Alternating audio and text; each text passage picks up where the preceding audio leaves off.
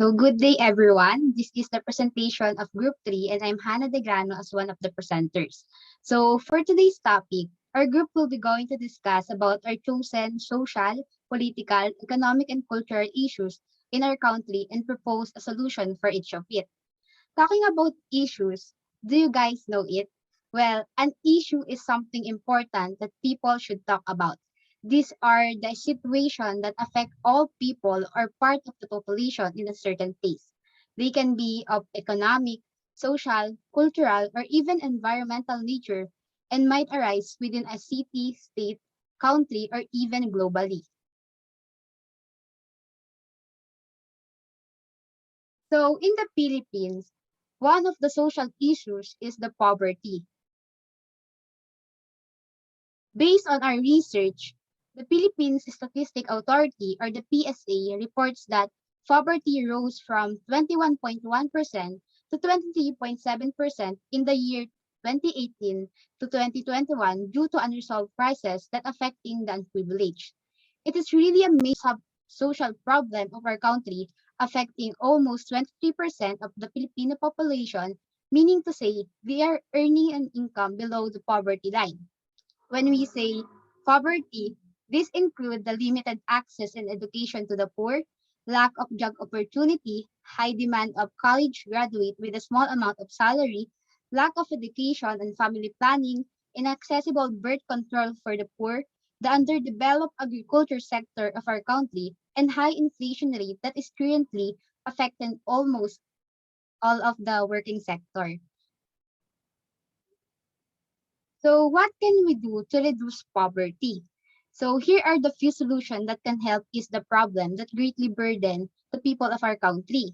So first of all, the government should implement more job opportunities that, that can accommodate both blue and white collar workers, whether they finish college or not. It is maybe a simple solution, but creating more and better jobs that raise real wages will surely lift people out of poverty. The second one is that local officials should organize meeting with parents in the community to discuss proper family planning and increase the availability of contraceptive measures. As we know, abortion is illegal in the Philippines and only the wealthy and middle class citizen can afford birth control. That's why an executive order is signed by our late President Rodrigo Duterte back on 2017 to provide contraception to 6 million Filipino women who don't have access to birth control and other reproductive health related services. But despite of that, unwanted pregnancies that causing overpopulation still arise. That's why seminars should be required for the people who are not educated enough in this field for them to be knowledgeable enough and have an open mind to at least help in easing this poverty our country is facing. And lastly, and I think is the most needed solution that we need is that public servants should pay attention to agricultural problems such as land depletion, farmers who are losing money due to low rice grains prices, yet high prices on the market, and misuse of natural resources. As far as anyone knows, agricultural productivity has remained depressed in our country and definitely is needed to be developed in order to sustain our needs because agriculture is the dominant sector of our economy.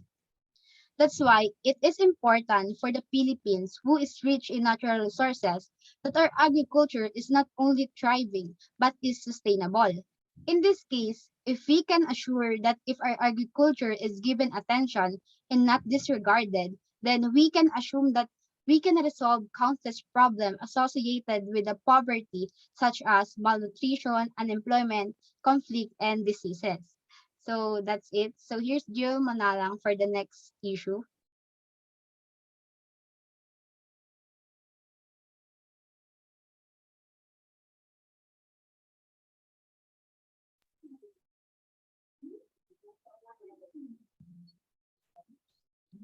So I will now be discussing political issues, specifically the corruption in the Philippines.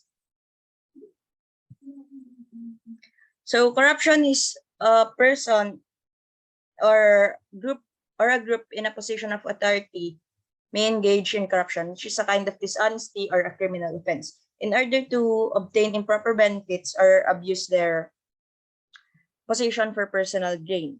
So graft, bribery, favoritism, nepotism, impunity, embezzlement, extortion, racketeering, fraud, tax evasion, lack of transparency, insufficient enforcement of laws and government policies, and the persistent lack of support for human rights are examples of corruption in our country. So it has an effect on how democratic principles and the rule of law are put into practice. It discourages foreign investors and diverts money from crucial infrastructure projects such as building new roads, schools, and hospitals. It detracts from the worthwhile investments made in educating the following generation. So the proposed solution for these issues are ending the political dynasty and discouraging simple acts of corruption. So for ending the political dynasty, we are aware that it is still happening in the country for both national and local governments. So we must understand the risk of investing our vote for the specific surname of politicians just for the single act of kindness without knowing the act behind the curtains, wherein politics or being and having a position in the government becomes a business for their family and for discouraging simple acts of corruption. So youths are prone to this kind of temptation for the money to buy their wants and needs. We must discourage it starting from when they are child up until their adulthood. They must embrace honesty to stop corruption. And that's all. So for the next topic, it will be discussed by Carla. Thank you for that, Ms. Jewel Manalang. So I am going to discuss the economic issue in the Philippines, which is unemployment.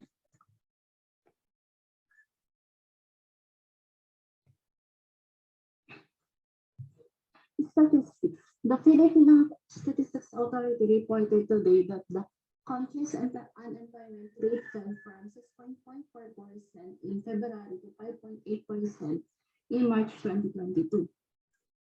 The unemployment rate is the proportion of the unemployed persons in the labor force.